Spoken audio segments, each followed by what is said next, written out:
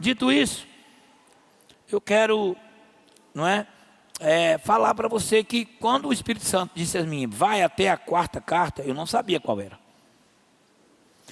E antes da gente ler aqui sobre a carta de número 4, eu quero lembrar você que o livro do Apocalipse, todo ele, é João, o discípulo amado, exilado na ilha de Patmos, porque ele era um discípulo de Jesus, um apóstolo, um servo de Deus que não se calava acerca da verdade do Evangelho e do Cristo ressurreto. Aonde ele estava, ele era um ganhador de almas. Aonde ele estava, ele era um pastor de ovelhas. Aonde ele estava, ele era um apóstolo de Jesus Cristo. Então o império quis calar. E conta a história, a investigação teológica, que tentaram matá-lo antes e não conseguiram. É como se a morte não tivesse autoridade sobre ele. Que tentaram enforcar e ele não foi enforcado, que tentaram matar com fogo e o fogo não pegou, enfim. E depois de algumas tentativas, então disseram, vamos silenciar a voz dele, colocando ele exilado num lugar cheio de cobras e animais peçonhentos. A ilha de Patmos era esse lugar, um lugar onde só tinha passagem de ida sem volta. Era um lugar para exílio até a morte. Não era, quando a gente fala de ilha hoje, alguém pensa ilha do Caribe, Talvez eu vou para Fernando de Noronha, e só pense em coisa boa, irmão. Ilha de Patmos era uma sentença de morte. A história retrata que era um lugar com muitas cobras, muitas serpentes e animais peçonhentos. Lembre, naquela época não tinha soro antiofídico. Naquela época, a picada de uma serpente era uma sentença de morte. Entende? Então aquele servo de Deus é lançado lá para morrer. E as primeiras palavras do livro de Apocalipse, elas não deixam isso muito claro, mas o desfecho da história vai dando a entender que é como se João tivesse ali dizendo assim, será que Jesus já voltou? Será que a igreja já foi levada e eu fiquei nesse fim de mundo aqui? E aí, aquele homem tão precioso e tão apaixonado por Jesus, recebe a revelação do Apocalipse. A Bíblia conta que ele tem a revelação do próprio Cristo glorificado e que o próprio Cristo está lá no capítulo 1, final do capítulo 1 é todo isso. Ele se encontra com Cristo, ele declara qual é a forma, os olhos como fogo, os pés, Ele declara tudo, o nome escrito na coxa, tudo, ele declara tudo. E ele diz assim, então ele me determinou que eu escrevesse tudo aquilo que estava me sendo mostrado. Então ele tem a revelação dos últimos dias. Dentro dessa revelação dos últimos dias, tem 2 capítulos, o 2 e o 3, que são cartas para a igreja daquele tempo presente. Mas que todas essas 7 cartas representam as igrejas cristãs de todas as épocas. As igrejas cristãs daquela época, as igrejas cristãs da Idade Média, da Idade Moderna, da Idade Contemporânea e de hoje. Todas as igrejas do Brasil, da Ásia, da África, da Europa, da América do Norte, da Oceania, da Groenlândia, não importa, Ártico, Antártica, não importa. Representam todas as igrejas. E aí é claro que a gente precisa conhecer. A gente precisa conhecer até para poder a gente crescer.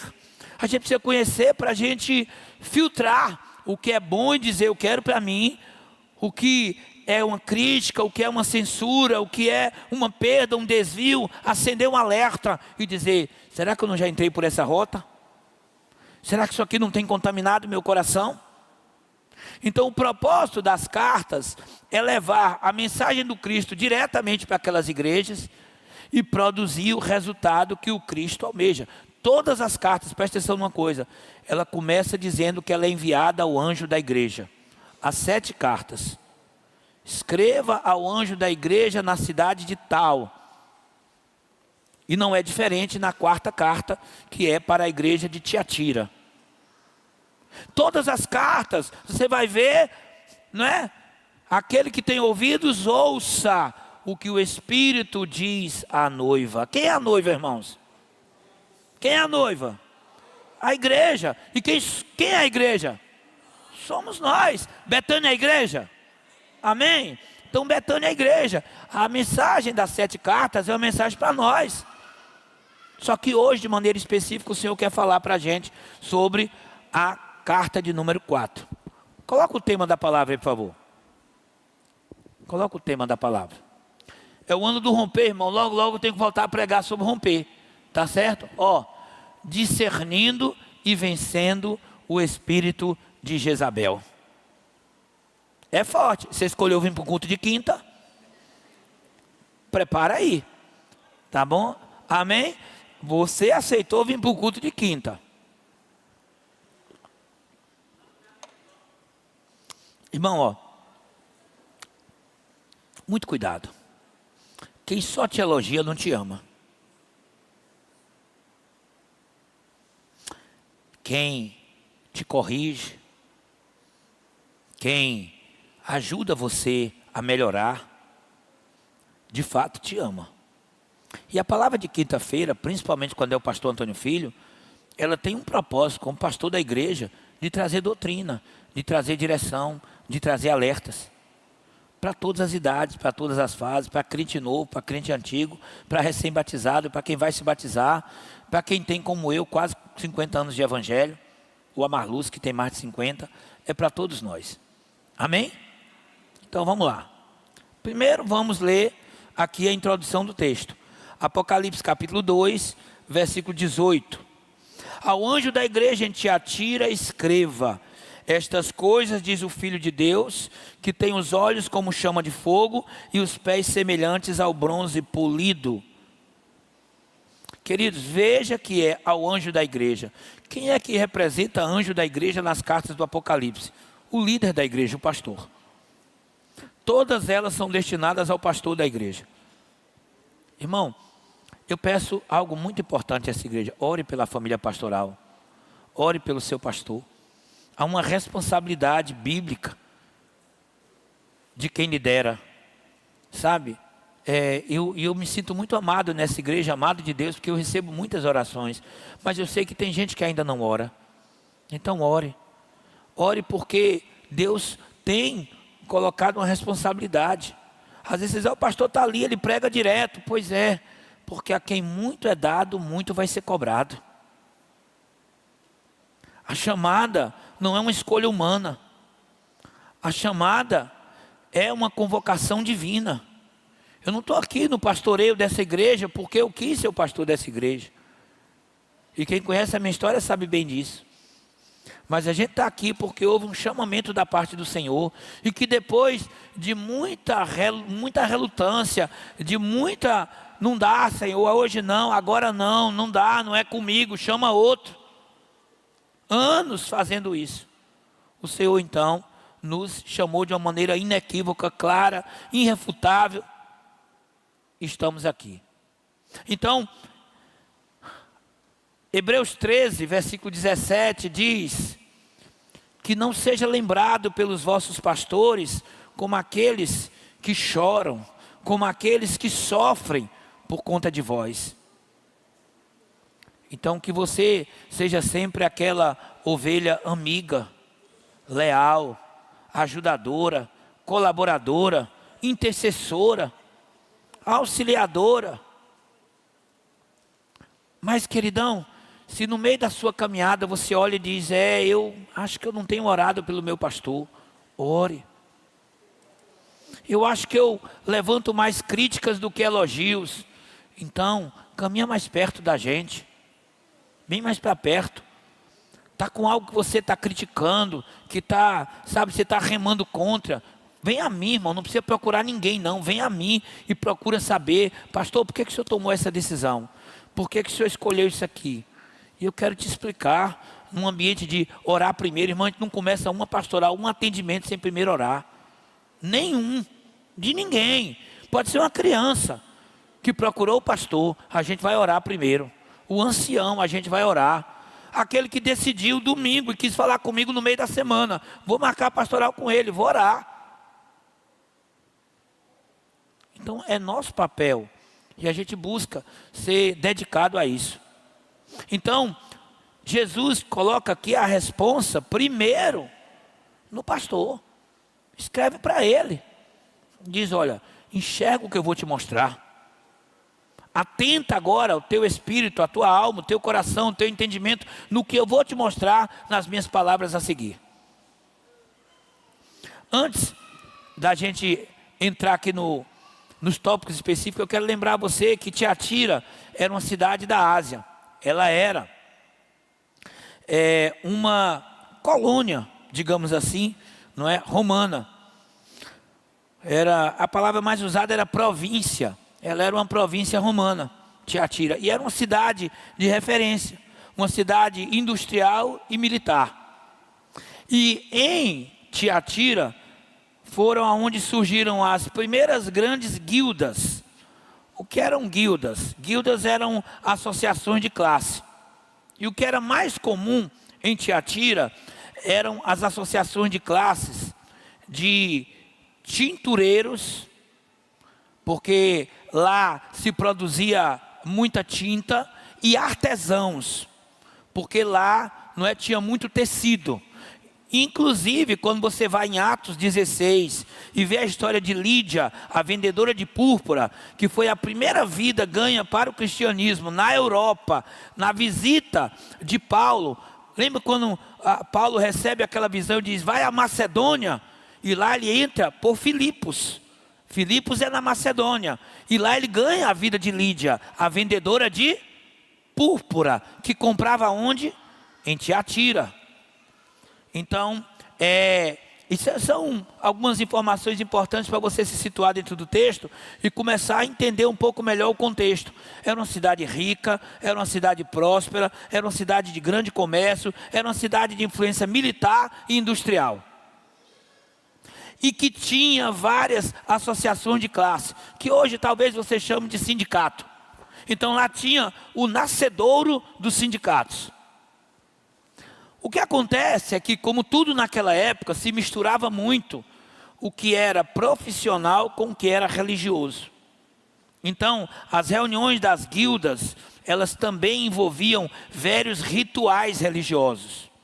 Além da questão da classe, do interesse da classe, eles entendiam que fortaleciam a classe quando a classe se unia em determinados rituais. E um cristão não podia participar, ou não devia, aliás, vamos aqui para a palavra, né? Todas as coisas me são lícitas, mas nem tudo me convém.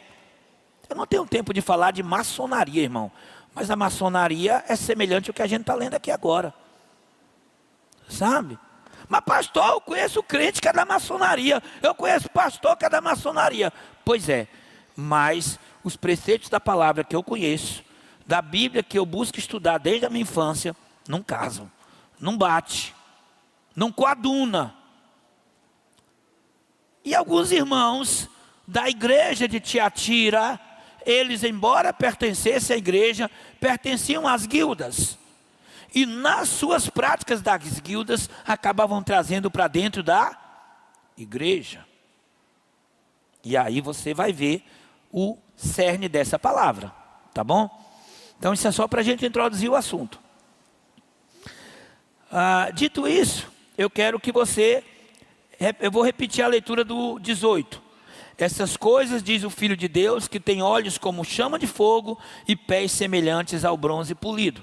Essa carta começa destacando duas características importantes do Cristo glorificado. Olhos como chama de fogo. Isso fala de um olhar profundo, de um olhar penetrante, de um olhar que conhece além das aparências. Irmão, eu olho para você e eu só consigo ver a aparência.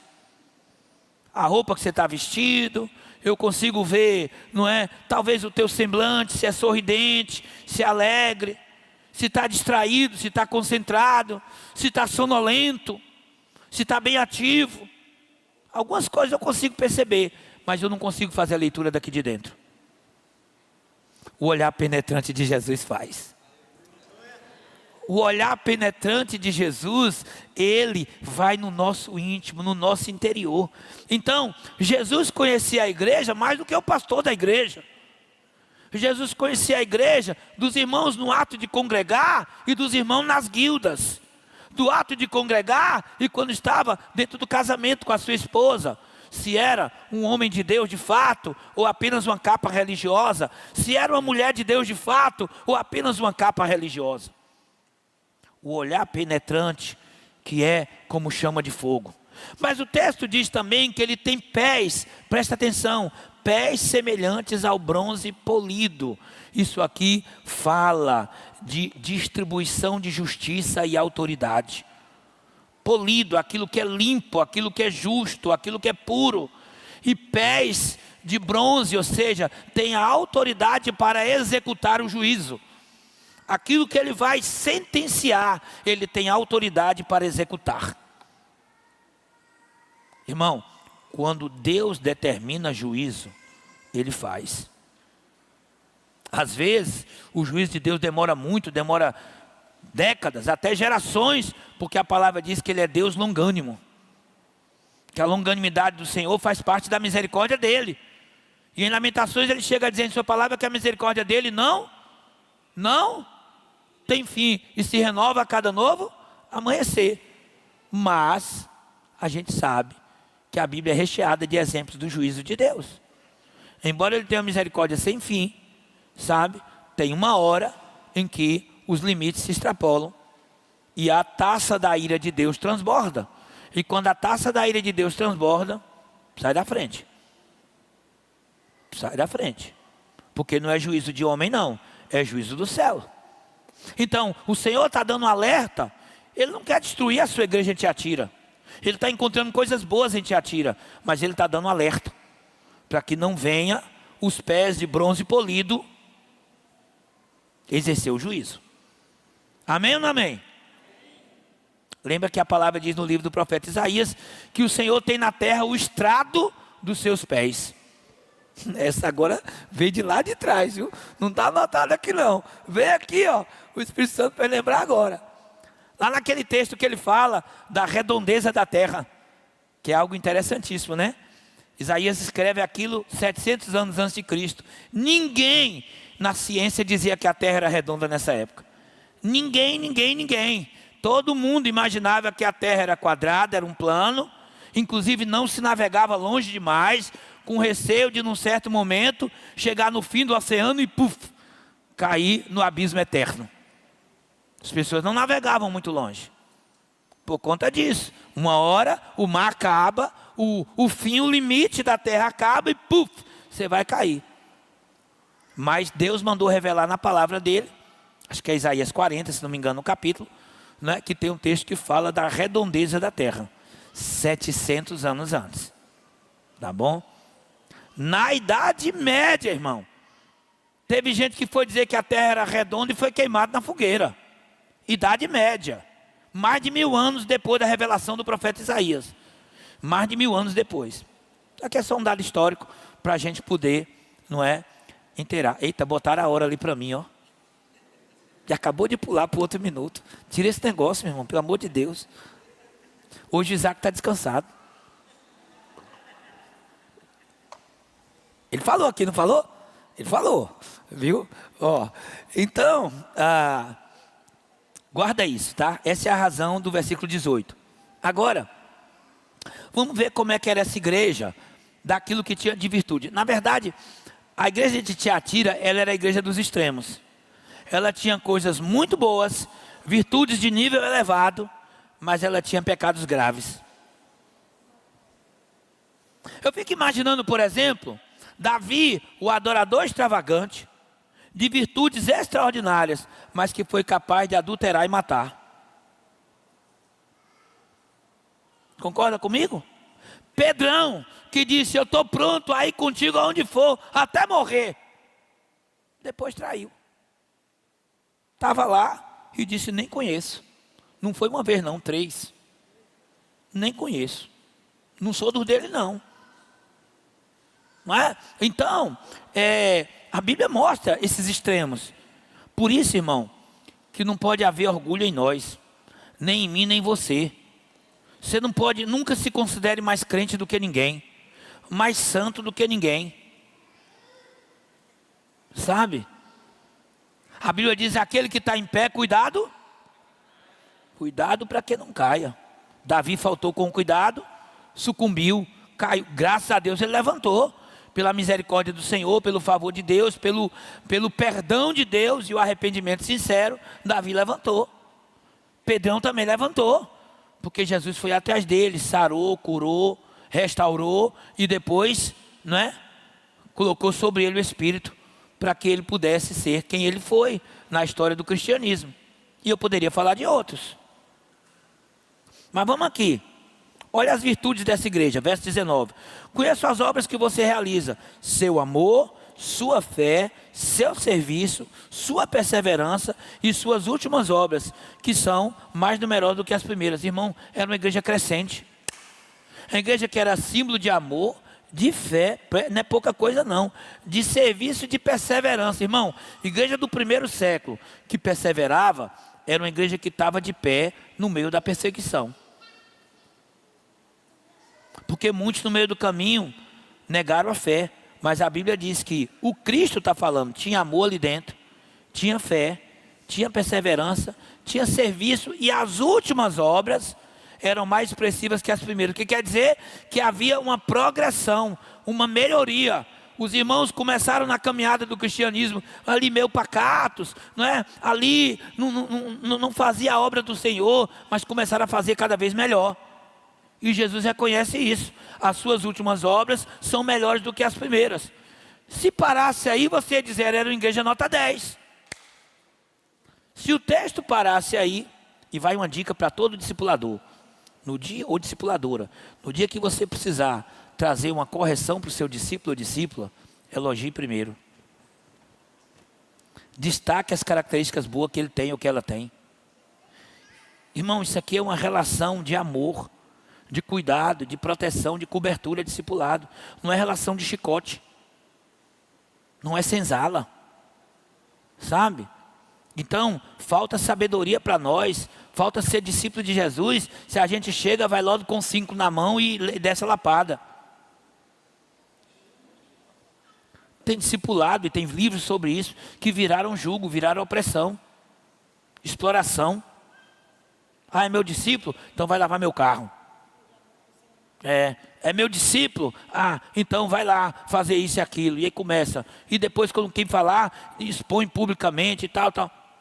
Isso não é discipulado. Jesus tem um assunto seríssimo para tratar com essa igreja. Mas ele começa enfatizando as qualidades. Então, se eu parasse aqui, eu nem ia dizer que era a igreja nota 8 ou 9, eu ia dizer nota 10. A igreja tem amor, tem fé, tem perseverança, e as últimas obras são melhores do que as primeiras. Está crescendo espiritualmente. Não é não? Ok? E eu sei que se Jesus estiver olhando para nós agora, ele vai olhar e vai ver em Betânia uma igreja boa. E aqui não é orgulho não, são os frutos que a gente vê. Uma igreja séria, uma igreja idônea, comprometida.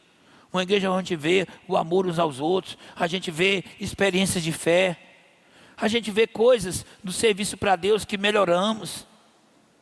Mas é preciso que a gente também seja aquele que faz a autocrítica.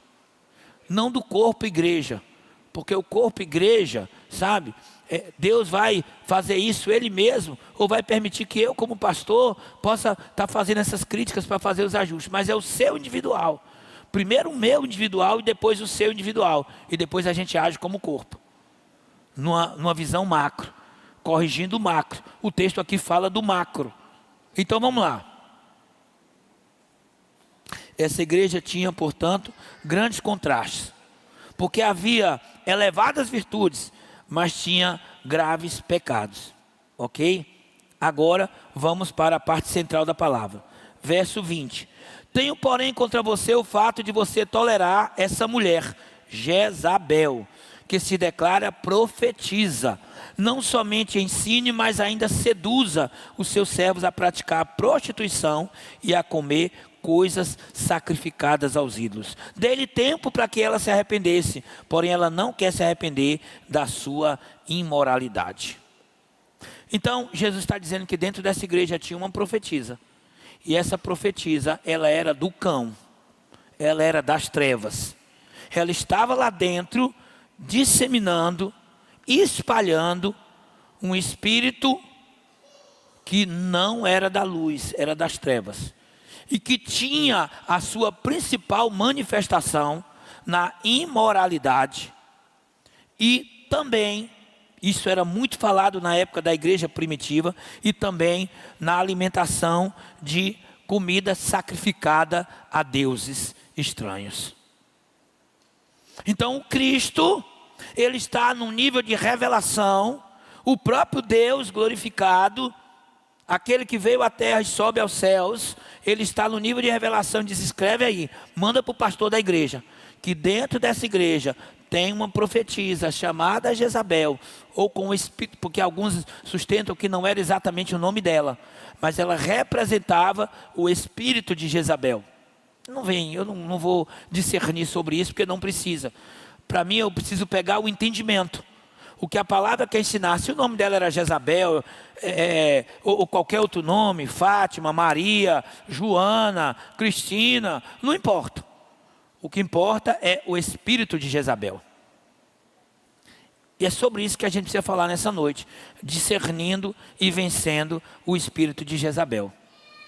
Sabe, queridos, quando a gente fala de espírito de Jezabel, de alguma maneira o imaginário cristão leva sempre para a sensualidade, prostituição ou alguma coisa ligada ao sexo. Que hoje, quando você lê um pouco sobre demônios e trevas, você vai ver muito mais uma referência a Pombagira do que Jezabel. Por quê? Porque embora a carta de Apocalipse faça alusão ao espírito de Jezabel e cite aqui apenas duas características explícitas, que é a questão da imoralidade, então ela levava sim ao desfazimento de casamentos, ela levava sim à destruição de jovens, numa sexualidade fora do padrão de Deus. E ela cita outra questão, que era ela incentivava comer alimentos sacrificados aos ídolos. Ela enfatiza, mas o espírito de Jezabel nem de longe se limita a isso. Então, é preciso que a gente traga um entendimento primeiro do que representa na Bíblia o espírito de Jezabel. Pastor, o espírito de Jezabel está ligado à imoralidade? Tá, porque o texto aqui fala. Então tá, mas se eu estivesse lendo somente a história de Jezabel, esposa de Acabe, você não ia fazer uma referência direta à imoralidade. Porque a única referência explícita que tem lá na história de Jezabel é na morte dela, que já é na segunda carta de Reis. Lá na morte dela, quando quem vem executar a morte dela chega e ela está no alto da muralha e ela está lá. A Bíblia diz que antes dele chegar, ela penteou o cabelo, arrumou os olhos, etc e tal. Então mostra ali uma vaidade. Mas é a única referência, certo? Há outras personagens na Bíblia que você pode encontrar algo até mais explícito. Você vai lembrar também que Jezabel, esposa de Acabe, ela era profetisa de Baal. E de novo o nome profetisa vem aí em Apocalipse. Essa profetisa do mal, que lá era profetisa de Baal. Irmãos, Acabe era rei no reino de Israel, o reino do norte. E ele faz uma aliança com as trevas ao se casar com Jezabel, filha do rei da nação pagã que adorava Baal. E ela era uma profetisa de Baal. Só que quando você lê a história de Jezabel, quando você lê a história de Acabe, quando você lê a história do rei banana que ele foi, você percebe que a ênfase principal do espírito de Jezabel é a manipulação e a dominação. E é sobre isso que a gente tem que falar. Irmãos, vamos atentar aqui para algumas coisas. O espírito de Jezabel, citado aqui em Apocalipse, está dando ênfase à imoralidade. Então, se a imoralidade tenta entrar na igreja, nós precisamos rebater. Igreja não é lugar para imoralidade. Igreja não é lugar para roupinhas sensuais. Igreja não é lugar, sabe, para entrar aqui e de repente acabar com o casamento do outro ou da outra. Está repreendido em nome de Jesus. Amém? Igreja é lugar de solidez da família. Igreja é lugar de casamentos que serão perpetuados. Igreja é lugar, não é, de você conhecer uma jovem ou um jovem e ir com eles em santidade até o altar e formar uma aliança bendita. Isso sim é lugar para a igreja. Igreja é lugar para a gente construir o padrão de Deus. Só que naquela igreja que havia amor, que havia fé, que havia perseverança, que havia boas obras, o espírito de Jezabel manifesto na imoralidade e no sacrifício aos ídolos e alimentação estava habitando em algumas pessoas. Era em todas? Não, não era em todas, irmão. Você vai ver na quantidade da carta que não era, mas não podia estar lá dentro. E aí eu quero lembrar a vocês algo muito importante. A igreja é lugar para receber pessoas de todos os tipos. A igreja é lugar para receber o feiticeiro. A igreja é lugar para receber o drogado, o criminoso, o empregado, o desempregado, o estudado, o analfabeto, o rico, o pobre, o negro, o branco, o amarelo, o índio, o confuso, o cafuso, tudo. Você entendeu? É para tudo, sabe? Só que vem para Jesus como está, amém? Mas fica como está? Não, igreja é lugar de transformação de vidas. Nós podemos receber todos eles, só que ele não vai ficar como está. Porque o papel da igreja é apresentar um Cristo que transforma. O papel da igreja é mostrar uma luz que ilumina o caminho de trevas.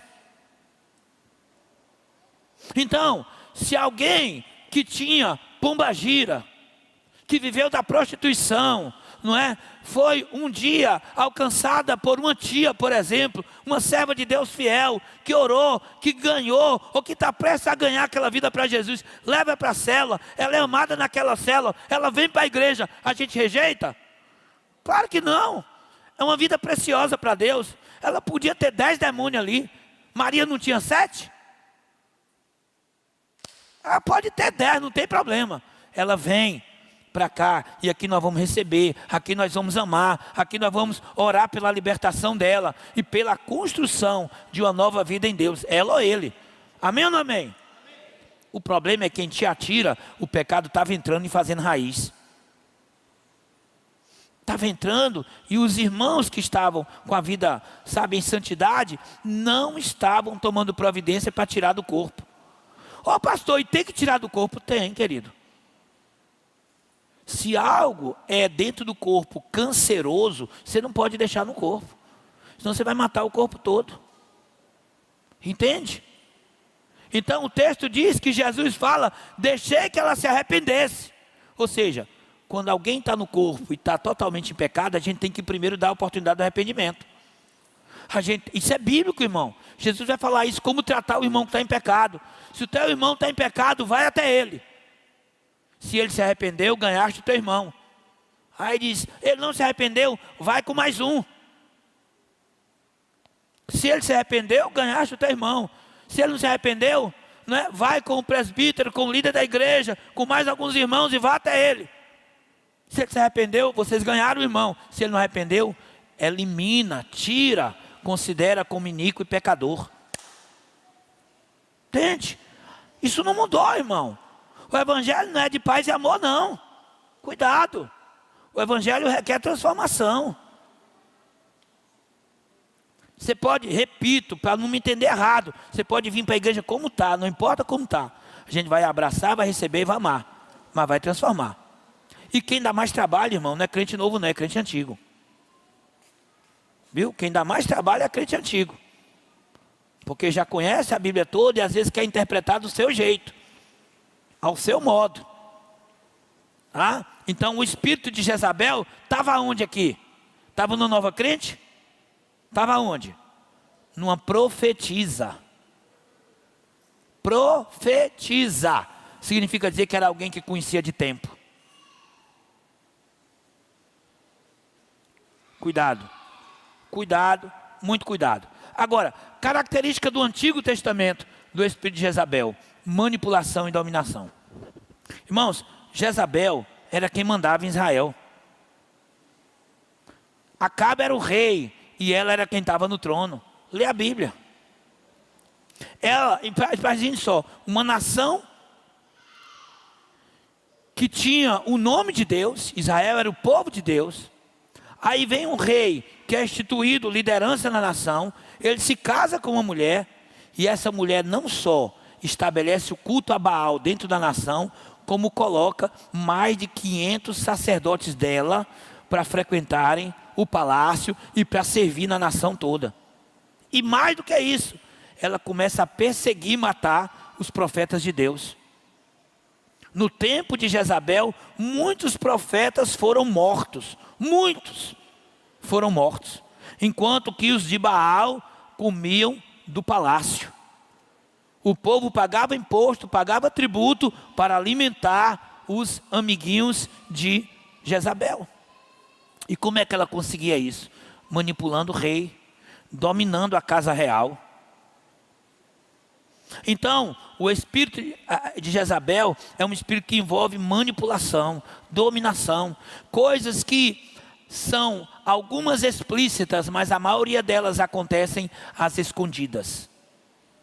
Por exemplo, quando ela providencia para matar, eu anotei aqui o nome, deixa eu pegar aqui, Nabote, se não me engano é esse o nome. Deixa eu ver aqui, vinha de Nabote, é isso mesmo. Eu lembrei da história, mas não lembrava do nome do personagem, aí peguei o nome e anotei aqui. A Bíblia conta que em Israel, o rei tinha uma propriedade, um palácio. E ao lado da propriedade do rei, tinha uma vinha, uma fazenda pequena, de um homem chamado Nabote. E o rei então manda uma mensagem para Nabote e diz: olha, eu tenho um interesse na tua propriedade para que eu faça dela o pomar da minha casa real. Aqui eu vou plantar frutas, verduras, vou ter o meu pomar aqui. E Nabote manda dar o seguinte recado: olha, isso aqui é de herança, é de família, e eu não tenho interesse em passar essa propriedade para o senhor. O rei manda dizer que dava outra bem melhor, ou que pagava em dinheiro, que na época era ouro ou prata. Quando Jezabel, sim, aí o rei recebe a notícia, fica triste. A Bíblia diz que o rei ficou sem comer. Ficou triste. O cara era um banana ao quadrado, viu? Eu vou te contar, não tem outro nome para Acabe. E ela era o abacaxi topado. Lembra aquela pregação do pastor Cláudio Duarte? O homem banana e a mulher abacaxi. Ele era um bananão assim estragado, e ela era um abacaxi dobrado. Pois é. Então, o que acontece? Quando ela chega no palácio e vê o marido moribundo, sem comer, o que está acontecendo contigo? Eu queria a propriedade de Nabote, que ia ser bom para mim, mas aí Nabote não quer me vender, não aceita outra, eu dou outra de valor bem maior, e ele não quer. Ela disse: deixa comigo que eu resolvo esse negócio. Fez uma carta em nome do rei, botou o selo do rei, olha o espírito de manipulação. Botou o selo do rei, mandou entregar às autoridades da cidade, e disse: olha, arrumem testemunhas falsas contra Nabote, façam um dia de jejum, botem ele no centro da cidade, levantem as testemunhas falsas e matem ele. E era o selo do rei. As autoridades da cidade receberam a ordem do rei, fizeram isso, arrumaram testemunhas falsas, criaram um falso contra Nabote e apedrejaram ele no meio da cidade. E a propriedade agora estava livre.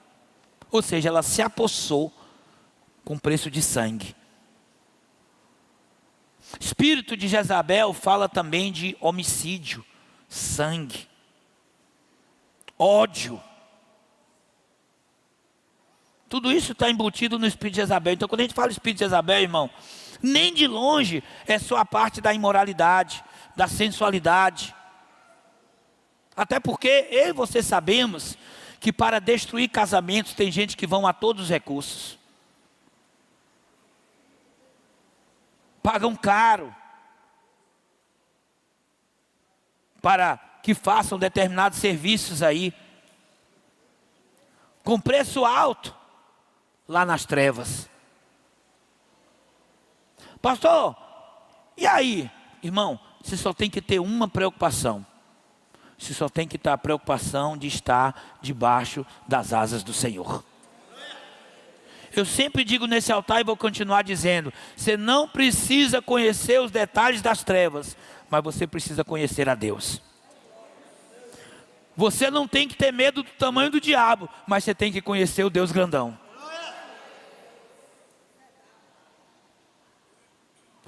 Ainda essa semana, alguém me manda uma mensagem, porque botou uma câmera num determinado lugar da casa e viu uma coisa assim, e já estava achando que era demônio e não sei o quê. E eu mandei um áudio, não foi um áudio muito educado não. Né? Porque eu começo, para parecer educado, começo com graça e paz, né? Graça e paz, minha irmã. Ô, meu irmão, pelo amor de Deus, vai conhecer a Deus. Sabe? Ore mais antes de você dormir. Sabe? Entrega seu sono. Eu digo, ó, e tem mais. Assista a mensagem Sono da Beleza.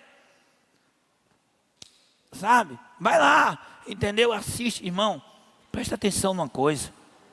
Tem muita gente preocupada com o que estão pagando no terreiro, com a obra que estão fazendo, porque levou a cueca para lá, porque levou isso, levou aquilo para lá, não sei o quê. Pelo amor de Deus, irmão, vai jejuar e vai orar. Vai conhecer a Deus. Ó, 1000 cairão ao teu lado e 10.000 à tua direita, mas tu não serás atingido. Isaías 54, verso 17, grava, pelo amor de Deus, esse texto. Toda arma forjada não prosperará contra ti. Assim diz o Senhor. Esse é o meu direito para aqueles que são meus servos. Agora fica preocupando se for feito trabalho, se não foi feito trabalho. Preocupe em conhecer a Deus. Os que confiam no Senhor são como o monte de Sião, que não se abalam, mas permanece firme para sempre. Amém, igreja? Então, o espírito de Jezabel existe, trata de imoralidade, trata de alimento consagrado aos ídolos, trata de manipulação, trata de dominação, trata de morte, de ódio, de vingança. Tudo isso tem a ver com o espírito de Jezabel. Agora é preciso discernir, para saber onde está o espírito de Jezabel, para dizer aqui comigo não. Porque, irmão, presta atenção. Existe uma diferença entre você estar dando uma direção que vem de Deus e uma manipulação ou dominação das trevas. Quando Jesus escreve a carta ao pastor, ele está dizendo: atenta porque eu estou te mostrando e toma providência. Atenta porque eu estou te mostrando e age. Quando ele agir, não é dominação, não é manipulação, é obedecer a Deus. E quando eu obedeço a Deus, não é manipulação, não é dominação, é cumprimento da palavra de Deus. Amém? Agora tem hora que um homem de Deus toma uma posição dura e alguém vai dizer: é um dominador. Pois é, Arão e Miriam foram dizer que Moisés era dominador. Arão e Miriam, irmãos mais velhos de Moisés, foram dizer: por que só tu é quem lidera Israel? Tem um monte de gente preparada aí, por que só tu? Aí Deus diz: manda que eles vá lá na tenda. Não diga nada, sou eu que vou conversar com eles. Moisés nem se defendeu, irmão. Foi Deus que defendeu. Moisés não se defendeu, não. Aí Deus começa dizendo: ó, para todos eles eu falo através de sonhos e visões, mas para Moisés, o meu servo, eu falo face a face. Ele está dizendo: baixa a bola. Aí eu fico imaginando que Miriam ficou dizendo: mas, Senhor, não sei o que, o Senhor não está vendo que ele está casando com a mulher cuxita? O Senhor não está vendo, Deus, que ele está errando? Eu já lhe falei para você aprender a me ouvir, fique leprosa. Porque, irmão, mulher se não for guiada pelo Espírito Santo fala demais. Os homens também, é verdade. Mas se eu disser a você que a maioria dos homens são calados, e a mulher fica brava porque ele não fala nada. A maioria dos homens, é sério, 10 homens, 9, um que fala muito feito eu é exceção. Eu falo muito, irmão.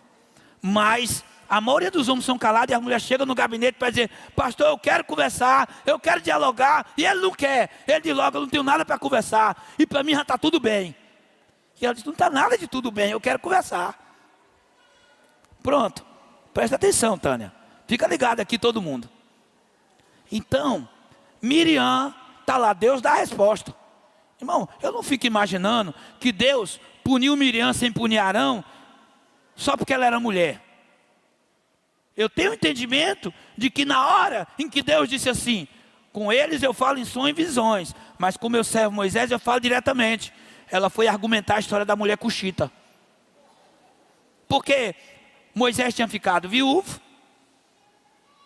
e ele resolveu casar-se com uma africana,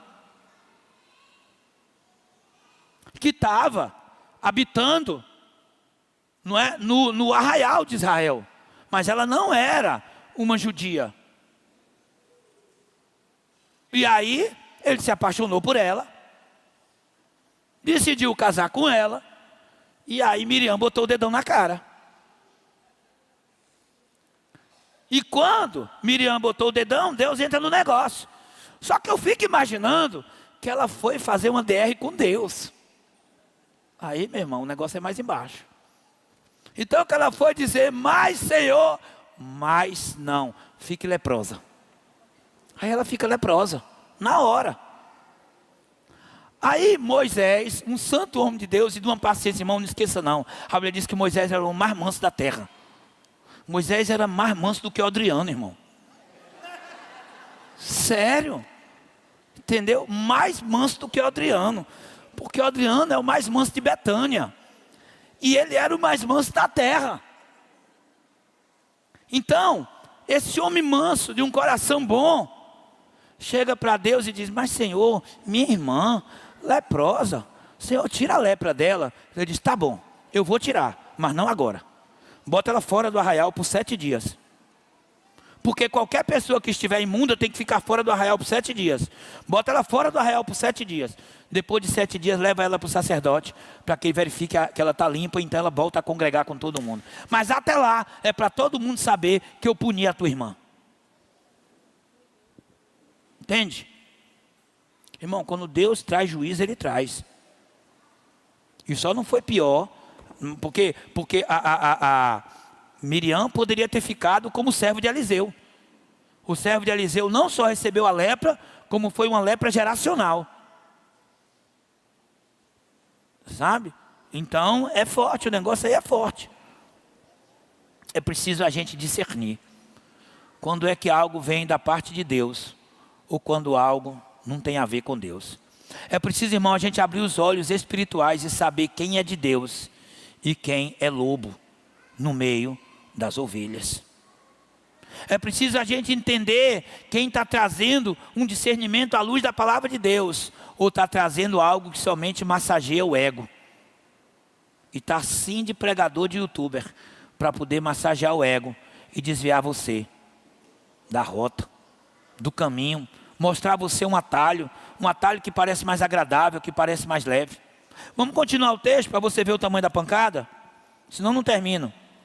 21 que eu já li diz: dê-lhe tempo para que ela se arrependesse. Mas ela não arrependeu. Eis que farei com que fique acamada, trarei grande tribulação ao que com ela adulteram, caso não se arrependam das obras que ela incita. Deus está dizendo: quem se juntou a ela vai receber da sentença também. Tem um ditado popular que diz que quem anda como cego, uma hora acorda de cabeça para baixo. Deus está dizendo: se não se arrependerem, se não sair de perto dela, o que eu vou fazer com ela vai sobrar para eles. Irmão, Deus quer limpar a igreja. Presta atenção numa coisa: Deus não quer uma igreja cancerosa. A noiva que está lá em Efésios 5 vai ser recebida, é limpa, sem mancha, sem mácula, sem defeito. Não é cheia de pecado, cheia de imoralidade, cheia de ódio, cheia de vingança, cheia de manipulação, encobrindo as coisas. Ah, o pastor não vê, mas Deus está vendo. Ah, o marido não vê, mas Deus está vendo. A esposa não vê, mas Deus está vendo. Irmão, se a gente tiver temor a Deus, a gente cresce na fé. É por isso que a palavra diz no livro do profeta Isaías, que o temor do Senhor é a chave do tesouro. Sem temor a Deus não chega no céu, irmão. Porque sem temor a Deus, você anda santinho, bonitinho, na presença do pastor, do esposo ou da esposa. Mas na hora em que os olhos que você conhece não estão te vendo, aí vem a hora da escorregada na maionese. É sério isso. Deus conhece.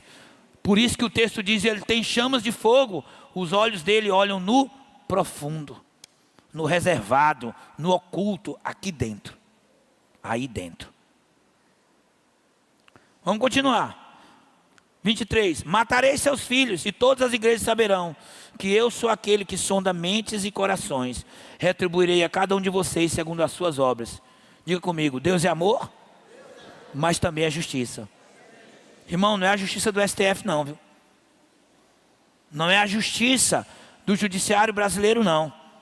É a justiça divina. E ela está dizendo, eu conheço as tuas obras e vou distribuir com justiça. Entende isso? Porque onde tem o ser humano tem as falhas. Você vai encontrar no judiciário pessoas bem intencionadas, pessoas buscando julgar com justiça e equidade. Mas vai encontrar quem não tem nada, nenhum compromisso com isso. Vamos aqui, na sequência para eu adiantar. Digo, porém, aos demais de Tiatira. Quem são os demais? São os que não fazem parte do conluio de Jezabel. São a parte boa da igreja, não é a banda podre, é a banda boa. Olha o que ele vai dizer para a banda boa. A todos aqueles que não seguem essa doutrina e que não conheceram, como eles dizem, as coisas profundas de Satanás. Deixa eu dar uma pausa aqui. A Jezabel, a profetisa Jezabel da igreja de Tiatira, tinha levado essas pessoas a conhecerem coisas profundas de Satanás. Meu irmão, tem um texto em Hebreus 4 que fala das coisas profundas do Espírito. Aqui a mulher levava os caras para as coisas profundas de Satanás. Olha que extremo. E eu quero lembrar uma coisa. Nós estamos vivendo um tempo das coisas profundas de Satanás na área da sexualidade. Irmãos, há 30 anos atrás, só havia 2 sexos. Gênero só era masculino e feminino. Ou nascia macho ou nascia fêmea. Hoje tem mais de 70. É porque eu não tenho 70 dedos, eu só tenho 10. Mas tem mais de 70 identificações de gênero. Dá um Google aí que você vai ver. Mais de 70 identificações de gênero. O que aconteceu de lá para cá? O profundo de Satanás tem sido levado à tona. Aquilo que não tem a ver com a sexualidade que Deus criou. O que não tem a ver com a sexualidade que Deus abençoou. Deus juntou Adão e Eva, macho e fêmea, e disse, sejam fecundos e governem sobre a terra. Essa é a bênção de Deus. E ela não mudou, porque Deus não muda. E por que Deus não muda, pastor? Porque Ele é perfeito. Como é que eu vou mudar o perfeito? Como é que eu vou mudar aquele que não erra? Então Deus não precisa mudar. Ah, mas tudo é forma de amor. Cuidado, irmão. Cuidado com o espírito de engano. Cuidado com o espírito de engano. Nós precisamos amar as pessoas e não importa o estado de pecado que ela esteja. Mas conhecer Jesus vai produzir transformação. Amém? Pois a Bíblia está dizendo, pela boca do próprio Cristo glorificado, que aqueles irmãos, através da profetisa Jezabel, estavam conhecendo as coisas profundas de Satanás.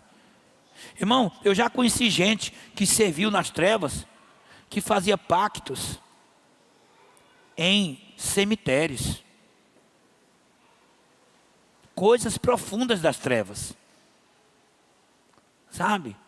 Assim como, presta atenção, assim como a gente pode mortificar a carne e fazer dia de jejum para Deus, o cara pode se isolar num quarto escuro por muito tempo, sem comer, sem beber, se cortando para, sabe, transicionar para um passo mais profundo nas trevas. Então existe sim o profundo nas trevas, Mas eu quero dizer, a boa notícia é que existe o profundo em Deus. Amém? Vamos continuar. Não porei outra carga sobre vocês quem? A igreja boa, a igreja sarada, a igreja de amor, de fé, de perseverança. Tão somente conserve o que vocês têm até que eu venha. Para esses Jesus está dizendo, conserve, irmão, não precisa mudar não, você está no caminho certo. Olha que coisa linda, numa mesma igreja, ele tinha uma parte que era fiel, que era idônea, que era amorosa, que era fervorosa, que era cheia do Espírito Santo. E ele está dizendo, conserve o que você tem, porque você está no caminho certo. Vamos continuar. Ao vencedor, aquele que guardar até o fim as minhas obras, eu lhe darei autoridade sobre as nações. Irmão, é na carta de Tiatira, que ele tinha gente tão dele, que ele está dizendo, vou dar a vocês autoridade sobre as nações. Ele fala de governo espiritual. Aos irmãos deste século, que tiverem características da parte boa da igreja de Tiatira, Jesus está dizendo, eu vou dar para você o governo das nações. Irmão, nós temos que procurar governantes segundo o coração de Deus. Esse ano é ano de eleição, e eu nem pensava em falar nisso, isso aqui está vindo ao Espírito agora. Hora nenhuma, e não tem anotado aqui no meu esboço, está aqui, eu falo isso diante de Deus. Hora nenhuma eu pensava em falar em eleição, mas eu estou vendo aqui que o Senhor está dizendo, darei para esses, a igreja boa, olha só, a autoridade sobre as nações. Em ano de eleição, a quem a gente vai entregar a autoridade do Brasil? A quem a gente vai entregar a autoridade de Alagoas? A quem a gente vai entregar a autoridade das câmaras parlamentares, Assembleia Legislativa, Câmara dos Deputados e Senado Federal? A quem nós vamos entregar? A pessoas que têm um temor a Deus ou aos que conhecem o profundo de Satanás? Irmão, não está longe não, está no mesmo texto. Como está na mesma propaganda política. Você vai encontrar gente que conhece o profundo de Deus e gente que conhece o profundo de Satanás. Para quem você vai dar o seu voto?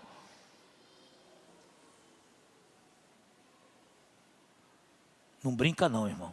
Não brinca, porque às vezes tem crente vendendo voto, tem crente, sabe, dando voto só porque fulaninho pediu, porque isso, porque aquilo, porque prometeu isso e aquilo, e depois vem reclamar quando na escola tem ideologia de gênero.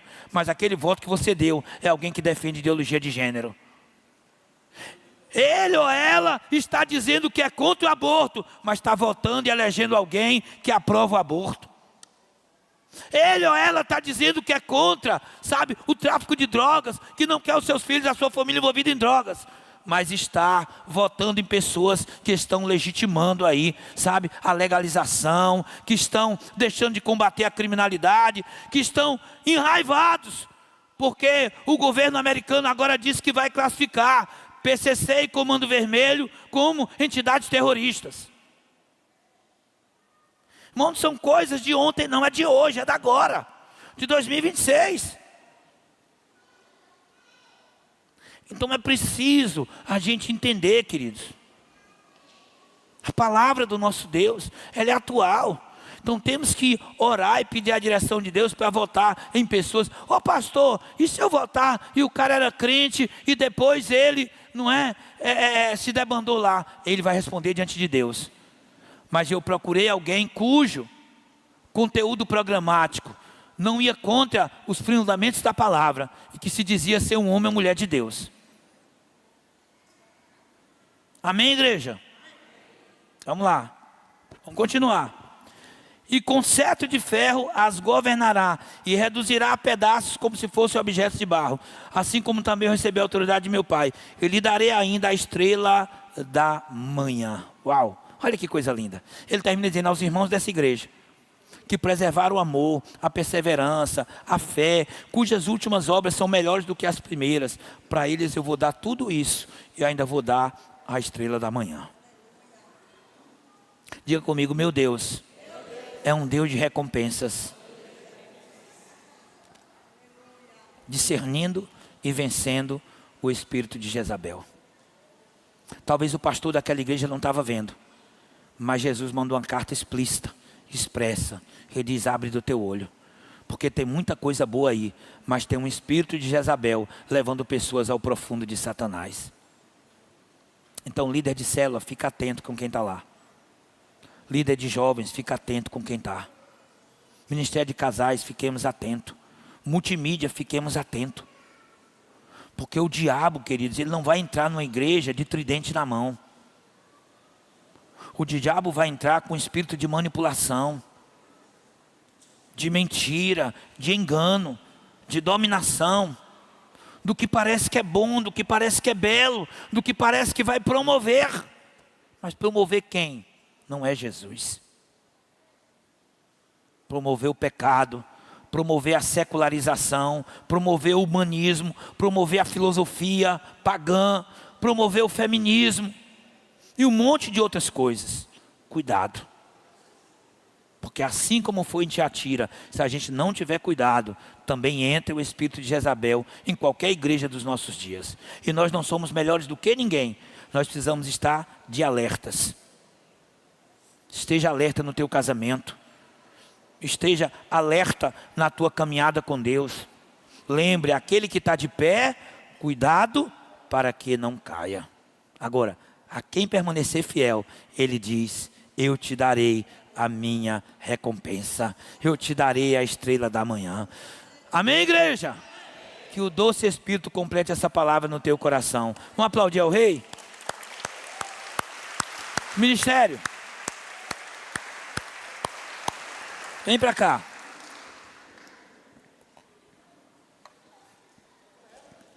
Amados,